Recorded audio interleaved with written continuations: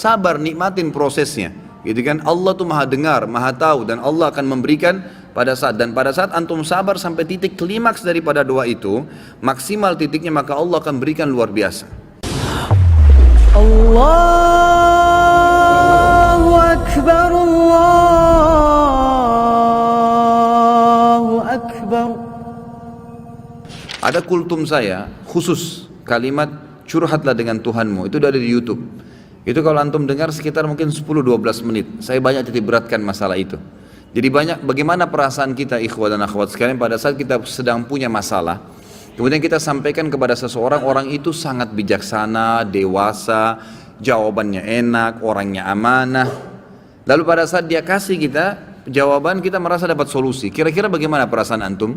Senang dengan orang itu. Baik, setiap punya masalah kembali gak ke orang yang sama? Kembali. Nah, orang mukmin tahu bahwasanya sebaik-baik tempat untuk curhat itu bukan manusia, Allah Azza wa Jalla. Para ulama salaf kita itu selalu kembali kepada Allah Subhanahu wa taala. Apa saja? Pernah saya sebutkan riwayat Bukhari menjelaskan bahwasanya para sahabat itu kalau sendal mereka putus, mereka mengangkat tangan ke langit mengatakan, "Ya Allah, sendal saya putus, gantikanlah." Pada saat mereka lapar, "Ya Allah, lapar, berikanlah makan." Memang Allah enggak lemparin sendal dari langit, Allah enggak bakal lemparin makanan dari langit. Tapi jawaban doa datang dalam bentuk sinyal. Antum bilang, "Ya Allah, sembuhin saya." Allah enggak lemparin obat dari langit. Tapi Allah nanti akan memberikan jalan keluar. Antum bisa konsultasi sama dokter, cocok konsultasinya, resepnya cocok, sembuh. Allah jadikan dokter dan obat itu perantara atau penyebab antum jadi sembuh. Gitu kan? Ada orang yang antum ngobrol, tiba-tiba diberikan solusi, jalan keluar oleh Allah Subhanahu wa taala. Maka kita dengan sendirinya bisa menghilangkan rasa lapar kita karena diajak makan oleh dia, dan begitu banyak jalan keluar dari Allah Subhanahu wa taala. Cuma memang yang harus diketahui ada beberapa syarat doa. Yang pertama ikhlas. Ya, ini wajib ikhlas dalam semua ibadah.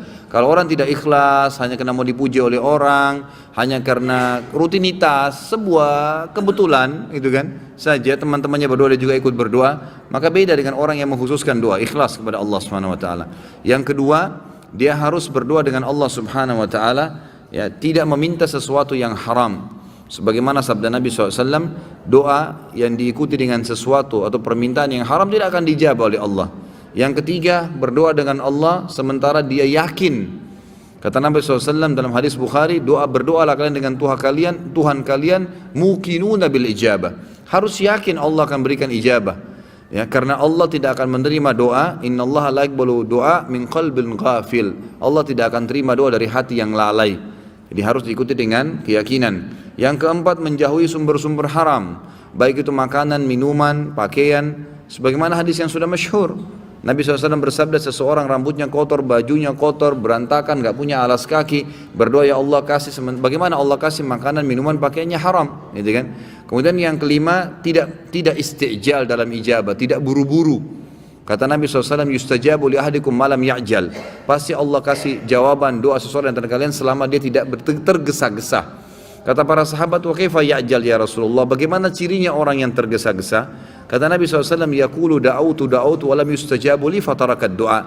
Dia bilang, saya sudah berdoa tapi Allah belum kasih, lalu dia tinggalkan doa. Sementara doa itu punya batas sesuai dengan kadar bobot doanya. Misal, antum hanya sekedar lagi jalan, keluar dari rumah menuju ke satu tempat, antum mengatakan, "Ya Allah, mudahkanlah." Doa yang ringan, memang kebetulan antum lagi jalan ke situ, Allah mudahkan, selesai, diijabah langsung pada saat itu kan. Ada doa yang bobotnya lebih berat. Istrinya misalnya dia baru nikah, dia belum tahu dia mandul atau istrinya mandul, lalu dia berdoa, "Ya Allah, berikan saya anak." Mungkin dalam kondisi istrinya mandul atau dia mandul, Allah Subhanahu wa taala meletakkan orang ini kalau mau dikasih anak berdoa setahun misalnya, sebulan misalnya. Ada orang baru 2 minggu berdoa berhenti, maka dia dapat pahala tapi enggak dapat targetnya. Padahal kalau dia sabar, dia doakan, tidak ada masalah. Nanti akan kita lebih banyak bahas itu di aulia. Di sini ada nanti bahasan khusus untuk wali-wali Allah dan wali-wali syaitan. Akan banyak contoh-contoh di mana para orang-orang soleh dulu berdoa kepada Allah SWT dan diijabah oleh Allah. Gitu kan? Tadi Nabi Zakaria berdoa 70 tahun baru Allah kasih. Bobot doanya memang berat. Dia minta agar istrinya mandul punya anak. Dan itu secara fitrah manusia sudah Allah ciptakan, nggak bisa. Tapi Allah SWT juga tetap berikan asal dia sabarin. Dia tunggu sampai tanggal atau saat dia akan diijabah oleh Allah Subhanahu wa taala. Kalau bahasa saya pribadi ya dalam ceramah, sebenarnya orang berdoa itu seperti volume tape recorder biasa kalau kita, atau tape yang besar, tape deck yang biasa kita lagi mau besarin tuh kayak ada lampunya dari kecil sampai ke besar. Nah kalau kita sabarin terus sampai dia batas maksimal akan besar sekali itu gongnya, gitu kan? Akan besar sekali suaranya seperti itu. Ya, saya pernah ceritakan ada anak muda di Yaman ya, yang menikah sementara dia buta. Masih ingat ya? Masih ingat gak nih? Hah? Kok kayak bengong? Anak muda di Yaman yang buta matanya hafal Quran menikah gara-gara doanya. Masih ingat gak? Atau belum saya ceritain? Wow, semangat ya kalau soal nikah. Ada satu anak muda di Yaman, kisah nyata terjadi. Dia hafal Quran dan waktu itu umurnya mencapai 23 tahun. Dan ini kisah sempat menghebohkan Timur Tengah. Ini tentang masalah dahsyatnya doa. Pada saat itu ikhwas sekalian dan akhwat, dia bilang sama orang tuanya, sama ayahnya, ayah saya kayaknya merasa ingin menikah. Ayahnya ini setiap kali dia minta nikah pasti dibatalkan. Kata ayahnya, siapa yang mau menikah dengan kamu nak? Kamu buta, kamu gak bisa melihat, kamu sendiri harus diurus oleh orang lain. Belum tentu ada perempuan yang mau sama kamu. Nantilah gitu, selalu begitu. Dia bilang lagi, sama lagi dipatahkan sama orang tuanya. Sampai akhirnya satu waktu dia putus asa, dia bilang, ya Allah, dia berdoa, ya Allah tunjukkanlah kepada ayahku kalau aku ini layak menikah. Dan dia selama sebulan, perhatikan ya, ada kasus ini, dia berdoa sebulan, bukan berdoa sehari, 2 hari, 3 hari. Dia berdoa sebulan, yang dia minta sama Allah apa? Ya Allah kasih saya seorang istri yang cantik, kaya, pintar. Semua dia minta nih, tiga-tiganya gitu kan. Pokoknya cantik, kaya, pintar gitu kan. Dia berdoa sebulan, terus dia berdoa sebulan. Dan ini umumnya nanti akan saya datangkan kisah lain. Ingatkan saya sebentar ada kisah seorang dari salaful ummah juga dari tabi'in yang kaya raya, bangkrut jadi kaya gara-gara berdoa sebulan. Memang ada batas waktu seperti itu ya. Kadang-kadang tergantung bobot permintaan. Maka dia berdoa sebulan. Subhanallah, di malam yang ke-20, di malam yang ke-30 dari doanya, setiap malam dia berdoa di tahajud, artinya pas hari 29 dia berdoa. Karena memang Nabi SAW menekankan 1 bulan itu 29 hari gitu kan, makanya Hijriah kebanyakan 29 hari. Maka dia mimpi, ada suara yang dia dengar dalam mimpinya, wahai fulan, Allah telah ijabah doamu dan jodohmu adalah si fulana, disebut namanya, tapi dalam kisah ini tidak disebut namanya ya, si fulana yang tinggal di kampung sebelah, nama ayahnya fulan gitu kan. Dia bangun, besok dia ketemu sama ayahnya, dia bilang, ayah di kampung sebelah ini ada namanya kampung ini enggak? Ini di Yaman terjadi ya. Ayahnya bilang ada. Ada si anaknya yang buta ini, ada enggak seorang di sana laki-laki bernama fulan, namanya ayah perempuan ini? Ayahnya bilang ada, dan itu tokoh masyarakat di sana. Baik, ada enggak anaknya perempuan bernama fulana? Kata ayahnya ada. Kata si buta ini, lamarin buat saya. Kata ayahnya, ini kau sudah gila. Sedangkan minta orang yang biasa saja belum tentu diterima, apalagi minta anak pejabat kaya, dan itu terkenal cantik, terkenal kisahnya banyak nolak laki-laki. Orang antri di rumahnya ngelamar. Ya biasa orang punya kelebihan biasa begitu kan. Baik, intinya adalah dia bilang, ayah tapi saya mimpi. Dia ceritain mimpinya. Waktu dia ceritain mimpinya, ayahnya juga tersentuh. Tapi ayahnya bilang, baiklah kita ke sana, tapi ini mempertaruhkan nama keluarga. Bisa diterima bisa tidak, gitu kan. Pergi ke sana. Tiba di kampung sebelah, ringkas cerita, ngobrol lah, disambut oleh tuan rumahnya, lalu ngobrol-ngobrol secara umum, kami dari sini, terakhir menyampaikan hajatnya, ini anak saya, orangnya buta, tapi dia hafal Quran, orang yang soleh, tinggal di rumah tapi tidak ada pekerjaan gitu, dan dia meminta terus terang kepada saya, agar melamar anak anda.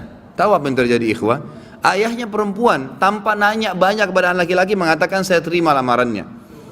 Ditanya sama ayahnya si laki-laki ini, sama si laki-laki juga, ayahnya terutama yang tanya, kok kenapa anda langsung menerima, belum tanya anak saya, belum tanya kegiatan sehari-harinya apa?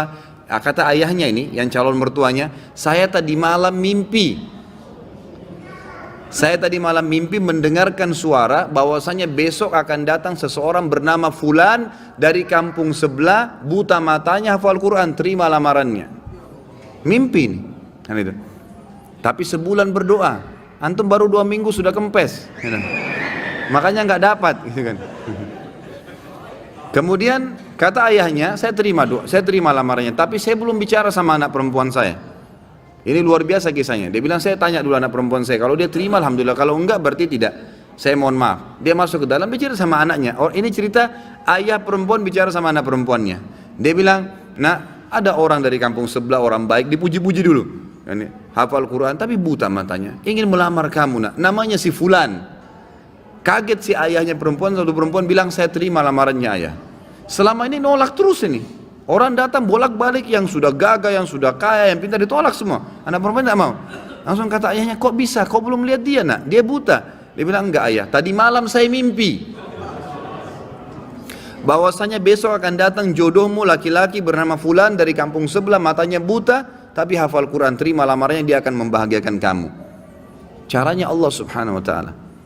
Kisah yang lain seorang salaful ummah dari tabi'in yang masyhur, tapi ini mohon maaf saya tidak terlintas namanya sekarang. Yang jelas beliau kaya raya, seorang ulama, alim besar, gitu kan, dan kaya raya. Tiba-tiba Allah coba bangkrut. Kafilah dia, karavan dia yang pergi berdagang itu dirampok oleh orang, habis semua dagangannya. Zaman dulu begitu ya. Sama kalau kita misalnya order satu barang sama kontainer tenggelam di lautan atau dirampok, kita sudah nggak tahu, modal semua di situ, habis gitu. Maka yang terjadi ikhwah-ikhwat sekalian, orang ini akhirnya dalam kisah ini dikatakan setiap hari pindah-pindah masjid, minta-minta sama orang. Ini orang kaya raya, nggak ada lagi kehidupannya, dia gimana, cuma minta diberikan makanan, dia makan. Berjalanlah 2 bulan dari kejadian kasus dia ini. Satu waktu dia masuk di masjid Jami' di Baghdad. Pada saat dia masuk di masjid Jami' itu, dia temukan di pinggiran masjid di belakang ada orang-orang miskin yang baru terima bingkisan-bingkisan, dan mereka saling memuji orang yang bantu itu. Dia pun datang mengatakan, setelah berikan salam, kalian dapat dari mana nih bantuan? Kata mereka serentak, itu tuh yang duduk di depan tuh, dekat mihrab. Itu orang yang duduk, yang kamu lihat sana tinggal sendirian. Memang habis sholat sudah bubar, tinggal orang itu sendirian. Kalau kau punya hajat, sampaikan sama dia tidak pernah nolak hajat orang. Kata orang soleh ini diceritakan dan dirinya, saya pun datang mendekati orang tersebut. Atau saya dekat, saya temukan orang itu sedang mengangkat tangannya sambil menangis kepada Allah, sambil berkata, ya Allah berkahi, ya Allah tambahin, ya Allah mudahin, terus begitu. Lalu tiba-tiba dia bilang, saya seperti disiramin hati saya dengan keimanan oleh Allah subhanahu wa ta'ala. Saya bilang, orang kaya ini pun yang banyak bantu orang, minta kepada siapa? Kepada Allah. Ngapain saya minta sama dia? Setelah itu dia bilang, saya berdoa selama sebulan. Ini dia sendiri cerita. Selama sebulan saya berdoa non-stop, maka Allah mengembalikan semua kekayaan saya, bahkan lebih daripada sebelumnya. Jadi memang dalam doa ikhwas ada rate-nya, gitu kan? Jangan 1-2 hari berhenti, tidak boleh istijal. Sabar, nikmatin prosesnya, gitu kan? Allah tuh maha dengar, maha tahu, dan Allah akan memberikan pada saat antum sabar sampai titik klimaks daripada doa itu, maksimal titiknya, maka Allah akan berikan luar biasa, gitu kan?